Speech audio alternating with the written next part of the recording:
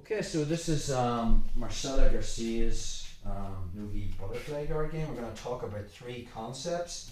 So if you think about, say, just on your knees, bro. Simon's inside my closed guard. Most guards, your legs, your feet be in front of your hands. If you notice there from closed guard, Simon's or my legs are in front and my hands are behind. So I'll be using this posture, bro. So I'll be using this to break Simon's posture. So that would be closed guard. It would be the same sort of open guard as well. My feet are in front of my hands. Also notice posture. What is posture inside the closed guard? Simon wants his shoulders in front of his hips. He wants his spine straight. Okay, so if I'm pulling, it's a lot more harder to break his posture. This is where butterfly guard's kind of different. It kind of rips up the rule book of all those guards and plays it a little bit different. So let's just say Simon's on his knee. Shove it back there, bro. If I'm in butterfly guard, anytime my feet are in front of my hands, Simon's just going to pick up my feet and put me flat on my back. So the first concept is hands and feet concept. Okay, anytime I'm playing butterfly guard, think of an invisible wall where my toes are. My hands are on that wall. So anytime he tries to pick up my feet, I can stop him. Obviously from this position then I'll be making grips and I can start to play my whole game. So this hands on front of feet is a big thing I want to be thinking about. The complete opposite of closed guard. If Simon's playing butterfly, from my perspective, how I'm going to get him or pass his guard is Simon has more mobility when his back's off the mat. So in other words, if I start to walk on my knees this way, he can kind of just follow me. He has a much more mobility. Even if I stood up and tried to run around, he's a lot more quicker and mobile. Whereas if he's flat on his back, a lot less mobile. I can pass his guard very, very easy. So from a passing perspective, anytime Simon is in a seated butterfly guard position, my goal is to get him on his back. How can I do that? One, if his hands aren't in front of his feet, I can just grab his feet and put him on his back. Two, maybe he's defending, he knows a little bit of jiu-jitsu, so his hands are protecting his feet. My next target area would be pushing on his shoulders, getting his back on the mat. I can do a combo of that. Sometimes I'll pick up one ankle and one shoulder. The other position is if his head's straight up, I'll just push on his head to get his back on the mat. So my goal is using this concept of hands in front of feet. He tries to pick up my feet. I'm monitoring that space. Of course I'll be looking grips, but good players, when I try to grab, he'll like pummel his hand, so he end up, this hand fighting. Now the other thing he wants to do is if he can't pick up my feet, he wants to push, just shuffle back that way, bro. He wants to push on my shoulders. So that's what he wants there. So anytime I'm here and he's down here and he goes to push, my hands basically monitor that space. Think of a circle, this circle, I want my hands in front of his hands. But it doesn't get to the stage where if Simon brought his hands out to the side, I'm not tracking him like this because now he just wants an underhook and takes me over, yes. So if we were here and he opens his hands, I'd still control the space. Now I have the underhook and I can start launching him, if that makes sense. So this hands in front of feet is the first concept. Second concept is posture. So if you think about closed guard, I'd be looking my hips in front, in line with my shoulders in front of my neck. The problem with that is, just to say Simon is quick, and as he goes for my feet and my hands are down here, now he pushes on my shoulders, so he's beat my hands. If my shoulders are in line with my hips, he's going to put me down every single time. So the second concept is shoulders in front of hips. So instead of me being like this, I'm slightly here. Again, that doesn't make me invulnerable to getting my back on the mat, but it gives me a chance. It's like a handbrake on. So say I'm here, and also when you know this concept, you'll be there anyway.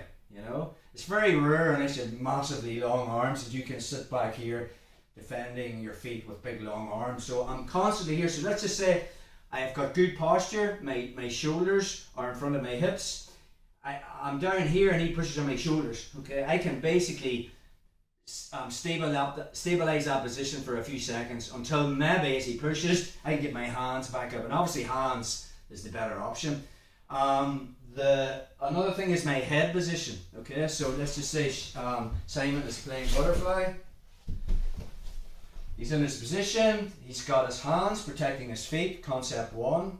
He's got his shoulders in front of his hips, concept 2. If his head is up straight, his head's connected to his body, so if I push him, I can get his back on the mat. So think about your head's 90 degrees. Now if he tucks his head, there's no way. Look, I can push all day, I'm never going to get him down. The problem is now I can snap his head and get him in a headlock. And now from this position I can use this to pass his guard. And we've been looking at those passes obviously as well. So when he's playing this game and he's got his hands in front of his hips, he's got his shoulders in front of his hips, his head is at 45 degrees. There's 0. If he does that, he's getting passed. I'm going to headlock him. If he's up here, he's getting pushed. So the precise angle is 45 degrees. You're sort of not looking at your feet, but he can see me, but his head's sort of half down. So now if I start to push there, he's pretty solid. Okay, so that is the second concept. The third concept is elbow positioning. Let's just say we're here and maybe I move back a little bit and Simon doesn't follow me. Mistake he might make is now he just reaches with his hands to protect. Notice the way his elbows are away from his body. So my goal from that position would be to come in and win the underhook. Once I have that, now I can push down on his knee and start to pass. That's it, bro. So third concept as you're on your knees is elbow positioning. In other words, we're doing the whole 3 things. But now from here, so my hands protect my feet, okay? My shoulders are in front of my hips, my head's at 45 degrees, and as he tries to pick up my feet, I'm hand fighting. But notice the way my elbows are back, they're never here. Anytime I'm hand fighting here, he's going to win underhooks all day long.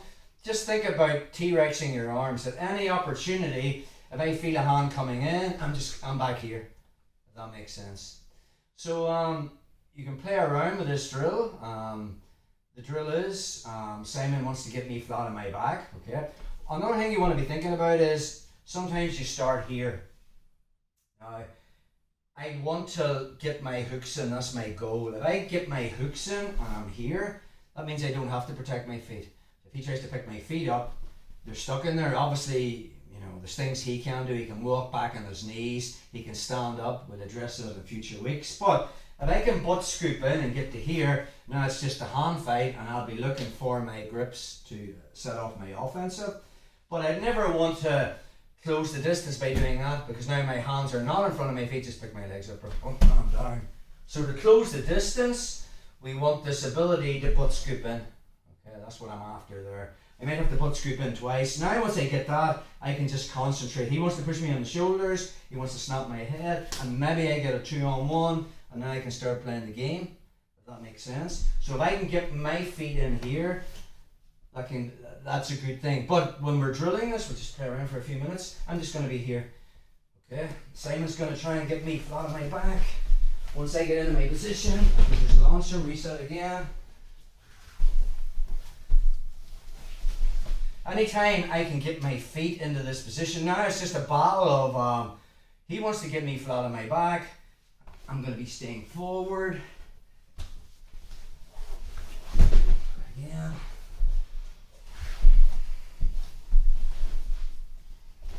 Pushing the shoulders, nice.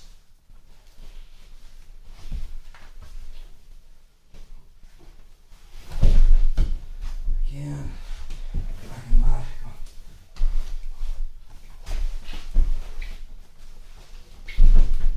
So once you play around with that, we're just aware of the 3 things. We're always here. Hands on the invisible wall. Never here.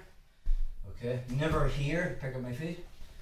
looking to get my feet in here, then I can concentrate on looking for my grips. What does Simon want to do? He wants to push my shoulders, so my hands is here. If he opens his hands wide, I'm straight in, that's what I want. So I'm not, when he opens his hands wide, I'm not going wide either. Head positioning, elbows in, he looks for the underhook. That can give me things as well. So 3 concepts, you need to drill the crap out of them. And then when you're sparring that position, you're just constantly focusing on that.